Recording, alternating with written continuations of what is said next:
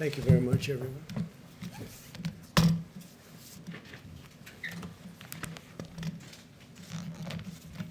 So a lot of work has been going on with respect to the vaccines, very successful work, I might add.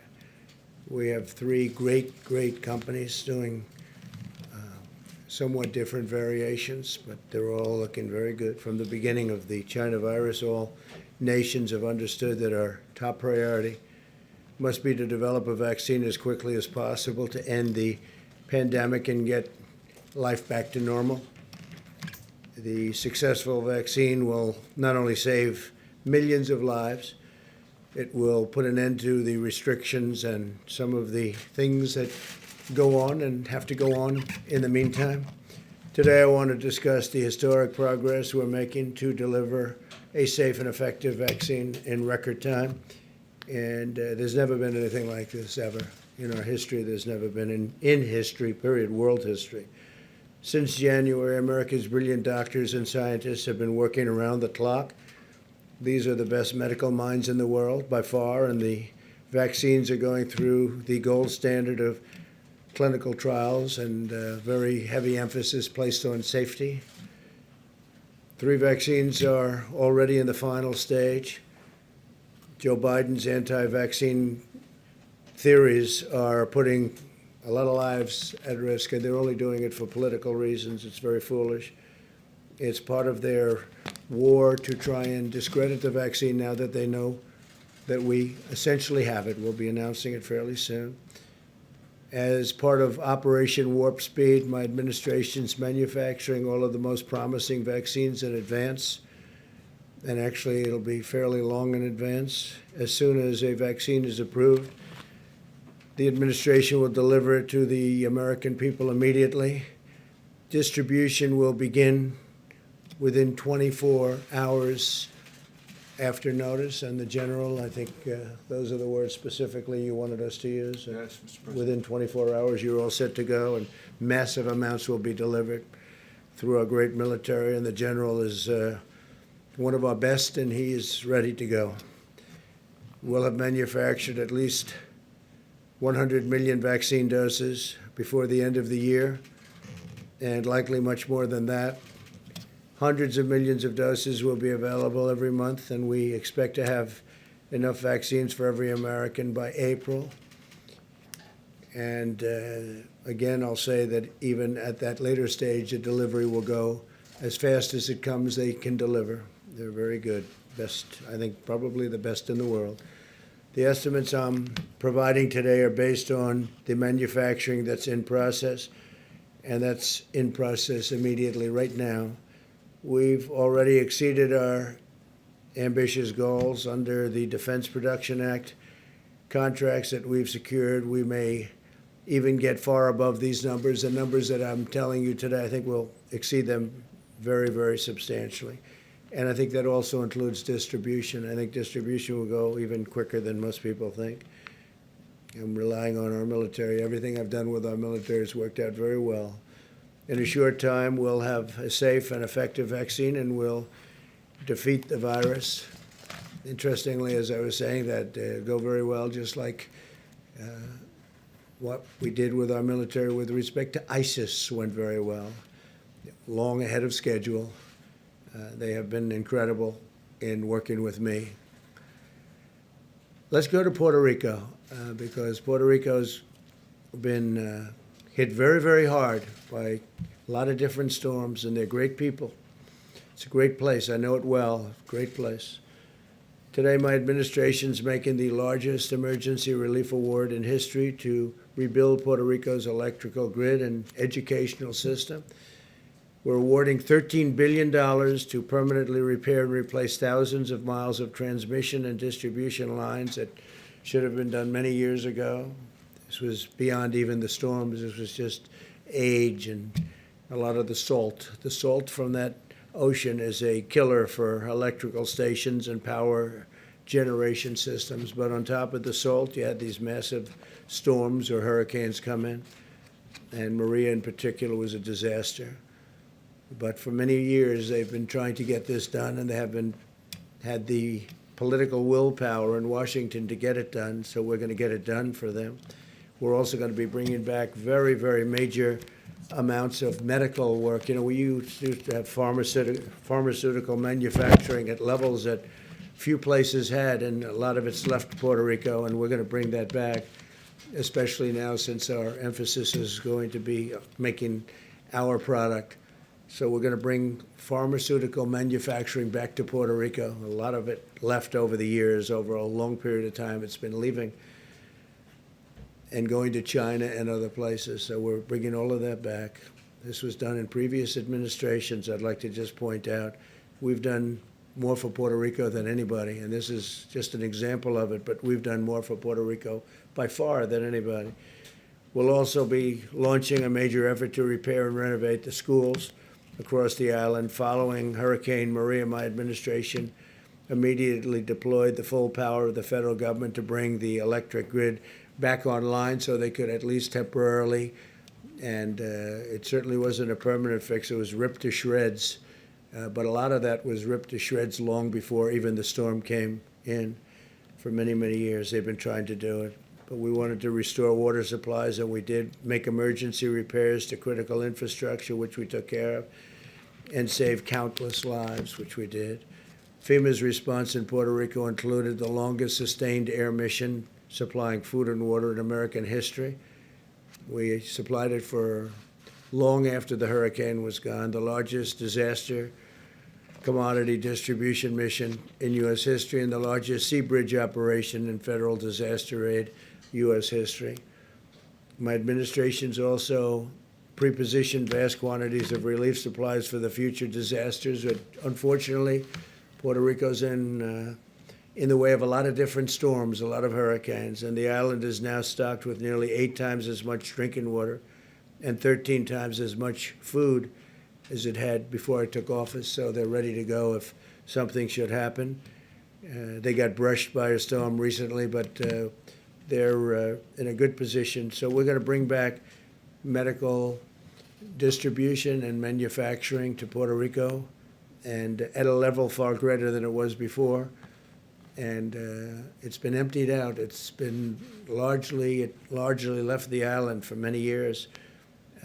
One point it was the talk of the world, and now it's the talk of the world in a different way. We're bringing it back, so we're going to be bringing it back from various other parts of the world. It's going to Puerto Rico, and I think that's going to be very exciting for the people. And we're undertaking the largest federal investment in Puerto Rico's history. So you have a lot of, I have a lot of friends in Puerto Rico, and I've told them about it, asked them about it. Conceptually, what do you think? And they're very excited. I just want to say, by contrast, Biden's devastated the island of Puerto Rico.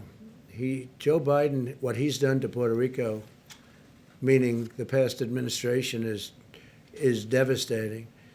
In 1996, Biden voted to eliminate a critical tax provision that had allowed Puerto Rico to become a dominant player in global pharmaceutical manufacturing. That's what happened.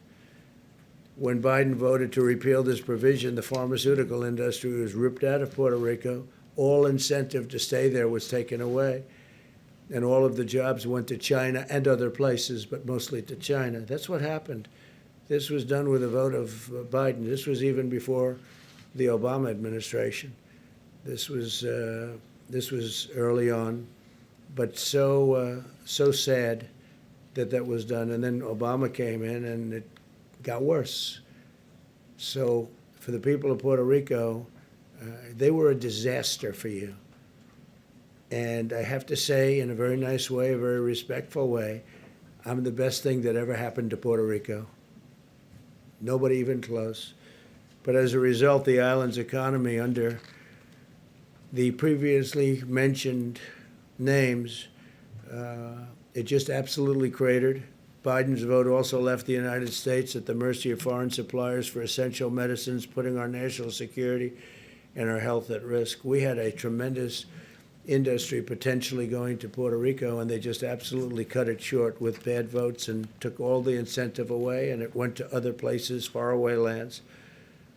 So they really, in a sense, were voting to destroy Puerto Rico, and we're bringing Puerto Rico back and we'll have it done fairly quickly.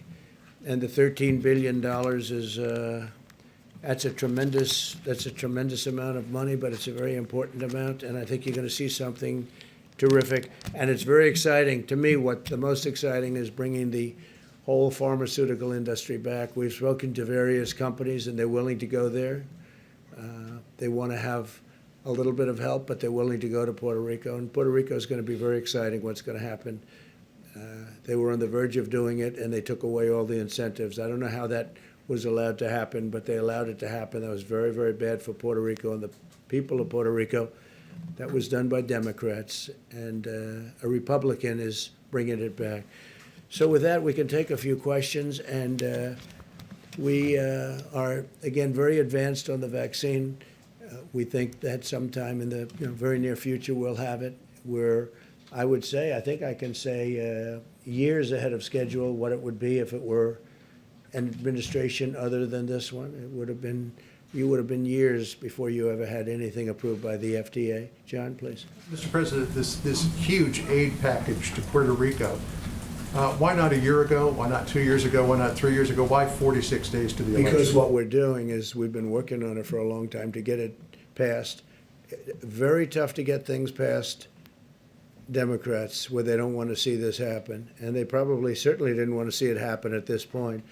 But it's a big package. It's a great package. And I think the most exciting part of the package isn't necessarily the billions of dollars. It's going to be what we do with the pharmaceutical industry. We're going to get them back into Puerto Rico. They liked being there, but they changed the tax situation. They ripped it out. So they really ripped apart the island. And we're going to bring it back, John. It may be simply coincidental, but it does coincide with the big push for Puerto Rican voters that the Biden-Harris campaign. Yeah, I think that that's, well, they can't do anything. Look, the Biden-Harris campaign, what they did, they hurt, I've gone through it, and whether it was President Obama or Vice President Biden, they were a disaster for Puerto Rico, a disaster. And what we're doing and what we've done, but what we're doing is something that will be fantastic for many years in the future. Bringing back the pharmaceutical industry, manufacturing in Puerto Rico is what they've wanted for years, and we're doing that in addition to the $13 billion. Yes, please. Mr. President, I think I heard you right saying that you said that you expect to have enough vaccines for every American by April. So as we sit here in mid-September, and there have been questions about the timeline, can you walk us through now and the beginning of April to which every American can have a vaccine? Sure, and what and I that think might we look may like? exceed those numbers even. Scott, do you want to discuss that quickly? Sure. As has been said many times. From the podium, please. Hey, you want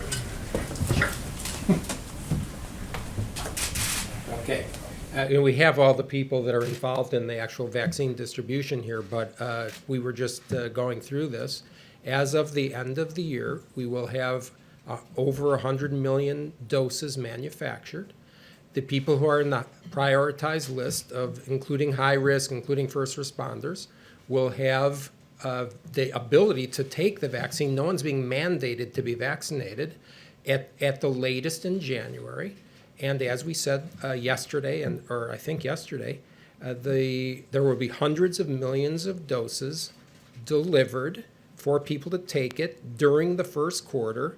And so that by April, every single American who wants to be vaccinated will have the ability to be vaccinated. It's not a forced vaccination, of course. Dr. Fauci said today, basically echoed Dr. Redfield's comments that Q2, Q3, some point the summer of next year, the entire country potentially, or at least as many Americans that need to be vaccinated, will be vaccinated. Is that the timeline? We think we will. Next summer? Yeah, that's on the outer edge. We think we can beat that number very substantially. And on TikTok, sir, if you don't mind, the Commerce Department essentially gave you a runway today to strike a deal after the election. Do you expect a TikTok deal before the election or after the election? I think it could go quickly. We have great companies talking to us about it. You know about Oracle. You know Microsoft has been involved, and let's see whether or not they're continuing to be involved. Walmart is truly a great company. They're very much involved. They want to do something. So we have some great options, and maybe we can keep a lot of people happy, but have the security that we need. We have to have the total security from China. We're not going to do anything to jeopardize security. At the same time, it's an amazing company and very, very popular. So if we can do a combination of both, I'd be very happy doing that. Could go very quickly, though. Could go very, very fast. Yeah, please. Mr. President, Go ahead, please. The Kuwaiti. when you, OAN. Thank you, Mr. President. On Kuwait. So the Kuwaiti ambassador to Austria this week told the IAEA that the Kuwaiti government is very concerned over Iran's constant breaching of the JCPOA. In your discussions with the Kuwaitis today, have you discussed where they stand this week as we go into the UN, as the United States tries to extend sanctions on Iran? Well, they just left my office, as you know, the Oval Office, and we had a very good meeting with the Emir, and I think we understand each other very well. They're very excited about a lot of things that are happening in the Middle East. They are so excited that we signed the first 2 countries, and I think they'll end up fairly quickly being a part of it. I would say 7 or 8 countries that want to be a part of it without even working very easily, very quickly. Nobody thought this would happen, and not only is it happening, it's happening rather easily. We discussed that very briefly because that's an easy one. Believe it or not, that whole thing is now a beautiful puzzle that's coming together very nicely. But we are talking to them and others about various aspects of the Middle East. The Middle East is straightening out with all that's happening. You know, we've brought a lot of our troops back. A lot of them are coming back in the very near future. We're out of Syria, other than we kept the oil. I kept the oil. And we have troops guarding the oil. Other than that, we're out of Syria. We took them off the border between Syria and Turkey. We had a lot of troops on the border. Ultimately, we got it down to 50, and I thought they were in great danger. When you have 2 armies sitting there looking to fight, and you have 50 people in the middle, I don't care who you are, even if you're the U.S., those 50 people are in great danger. We took them out. But we had a lot of troops on the border, and we took them out. I said, look, they've been fighting on their border for 200 years, and a lot longer than that under different names, and they can continue to do that. That's not for us. We're guarding our own borders. We're doing very well on our southern border, as an example. So we're out of Syria, except we kept the oil, and we'll make a determination. We'll probably be dealing with the Kurds on the oil and see what it all ends up, but we'll be out. And very importantly, we're down to very few soldiers in Iraq, and we'll be down very shortly over the next couple of weeks to 4,000, less than 4,000 in Afghanistan. And then we'll make that final determination a little bit later on. We're dealing very well with the Taliban. They're very tough, they're very smart, they're very sharp. But, you know, it's been 19 years, and even they are tired of fighting, in all fairness.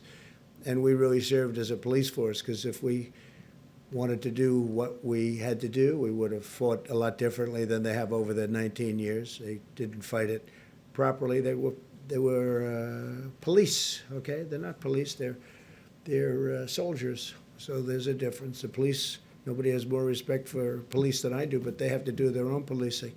So we're having some very good discussions with the Taliban, as you probably heard. It's been public.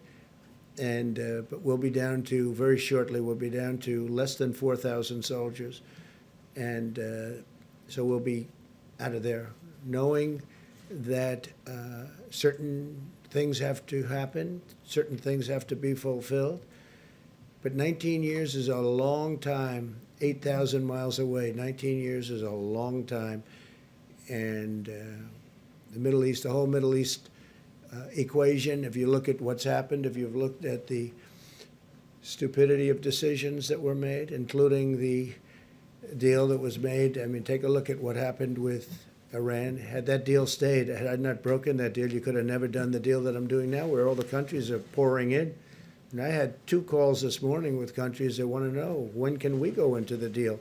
They want to go. It's not that we're giving anything. They want security. They want peace. And they're really tired of fighting. It's incredible. They're tired of fighting. They've been fighting for so many years. They're tired of fighting. Thank you very much. Mr. President. Mr. President, a question on the vaccine, but first on Puerto Rico. I heard you many times over the past couple of years saying that Puerto Rico got too much money. I mean, just last year you said Puerto Rico is one of the most corrupt places on earth. Well, Talked that's about how true. Congress That's had sent true. too They much have been. money. John, But You said never again. You said Congress gave too much money to Puerto Rico. Why now are Because we're you? building it up as a great medical, pharmaceutical manufacturing area where, we're going to be taking back a lot of the business that we let go for years. And we're going to bring it back. They were very good at it. They did a fantastic job, but they destroyed it with their tax policy. They made it impossible for people to stay, so people went to China mostly and to other countries. Puerto Rico has been very corrupt in terms of its politicians. You see that. They're one after another. It's been unbelievably corrupt. And we're studying that and working on that. And we think we have a good group of people. We're working very well with the politicians right now.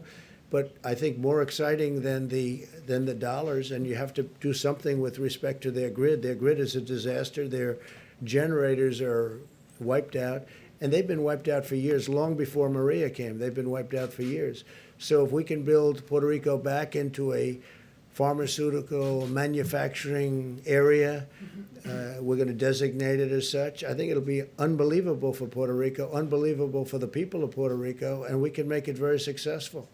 In a larger question on the vaccine and on other issues regarding the experts in your government, last night you criticized what Christopher Wray told Congress, your FBI director. You obviously said that the CDC director was flat wrong on a couple of things this week.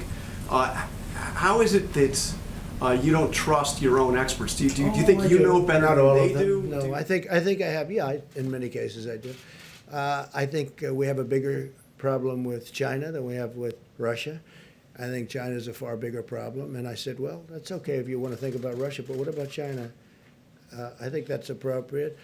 I thought that the definition of Antifa was an absolutely incorrect definition, so I speak up. I like to speak up.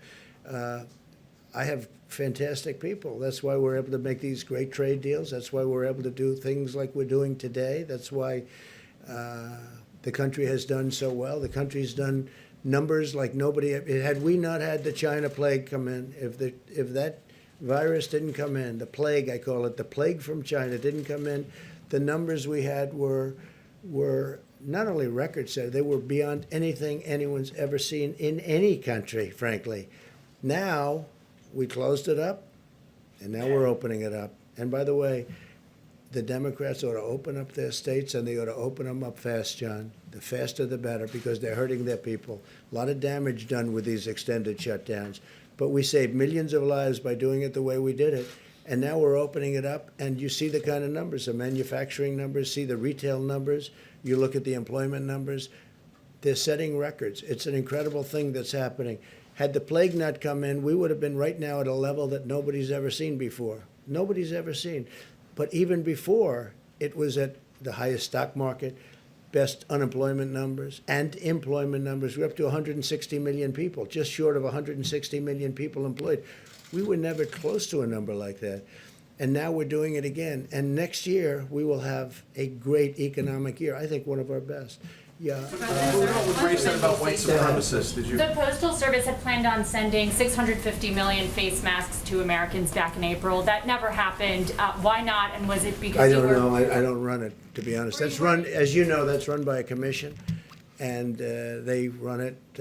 I think, frankly, if they would raise the price of packaging, you'd end up making a lot of money or breaking even or doing something. The post office has been a mess for many, many generations, but for certainly decades, and it loses a lot of money. It's always lost a lot of money. And one of the reasons it loses a lot of money now is that it's delivering all these packages, and every time they deliver a package, they lose $3 a package or whatever the number may be. So I would suggest that they raise the price of packages, and you might get something where it loses very little, or maybe broke even, or maybe even made some money. Can you imagine a thing like that? And whether it's Amazon or any of the other internet delivery services, if you did that, you'd have a whole different post office. So hopefully they'll be doing that. In the meantime, I know so many people in the postal system, and I've known them over the years. They're incredible people, and they're very secure. They're going to be very secure. You know, the problem they have with the ballots, not the post office, the problem they have with the ballots is the people sending the ballots and the people counting the ballots. And who are they sending them to? Where are they being sent? Are they being sent to the wrong areas? Are they not being sent at all? There'll be tremendous corruption if they don't do something about it. Now, one big hope is that we're in front of numerous federal judges in Nevada. We're in front in Pennsylvania, as you know. We're in front in Michigan. We have numerous court cases out there that are very well advanced, and you'll start seeing decisions, just like we won the case on opening up Pennsylvania. That was a great decision by a judge that came down 2 days ago, and that was a very important decision. So, but we have a lot of very important decisions coming down on this, on the scam of unsolicited ballots, where they're sending out tens of millions of ballots to everybody, people that didn't expect them. People are getting inundated with ballots. They'll be showered with ballots. Everybody in this room knows it's a scam. Okay? Everybody in this room, even John. Don't say it, John, because What's a it's a scam? scam. Sending ballots at a What is a level scam? they are never going to be able to count them. Let me ask Don't you. your officials vote by mail, sir? People in the White House vote by mail. Are they part of the scam? That's different. That's called solicited. When you solicit, when you go out, it's called absentee or solicit. When you go out and you request a ballot, you want to say, I want to vote because I can't be in Florida or I can't be someplace. You request. So you're sending something in. It's handled professionally. They send it back.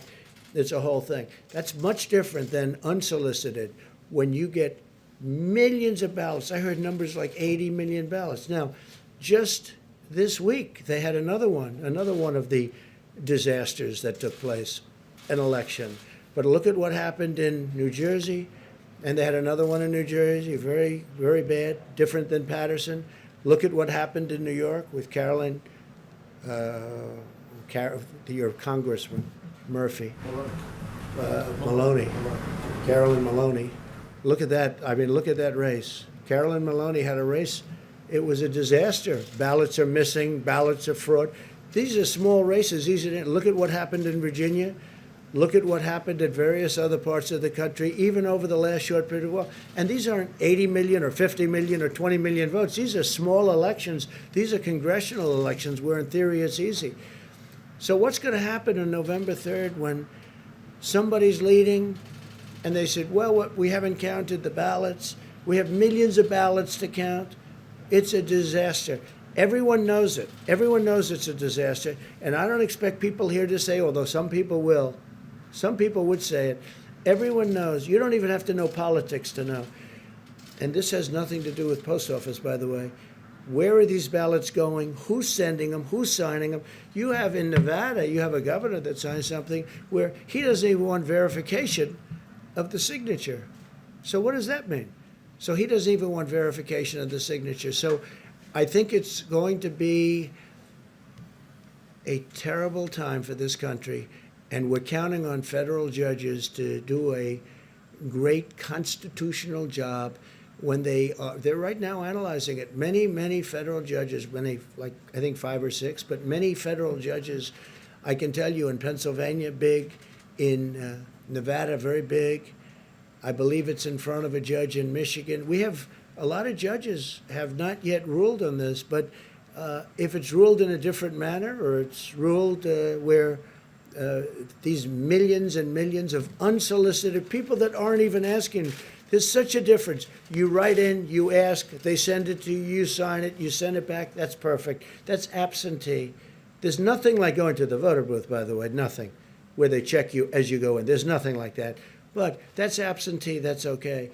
But this scam of sending millions and millions of ballots, and you know who knows this better than I do? The Democrats. They know it's going to be a mess. They know they're going to be millions of missing ballots, or tremendous numbers of missing ballots. You could be talking about large percentages of these ballots are going to be missing. There's going to be fraud. It's a disaster. And everybody, and it would be a lot easier for me not to bring it up, but everybody knows I'm right. And you don't have to know a lot about elections. You don't have to know a lot about politics. This is going to be the scam of all time.